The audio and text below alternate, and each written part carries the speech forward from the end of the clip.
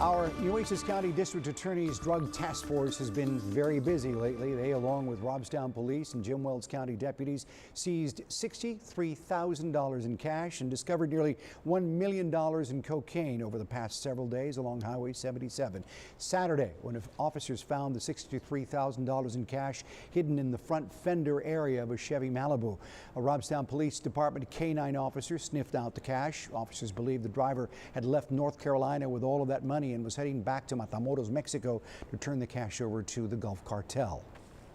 His travel itinerary was very, very inconsistent. It was way off. And I asked him several questions that a legitimate truck driver would be able to give a solid answer to without hesitating, without having to even think about it. And he just couldn't do any of those things. The driver and his truck were stopped for a traffic violation along Highway 77 just outside of Driscoll. Authorities unloaded the pallets of produce in the back where 36 kilos of coke valued at nearly $1 million were discovered. The suspects involved in both cases now facing either money laundering or drug possession charges.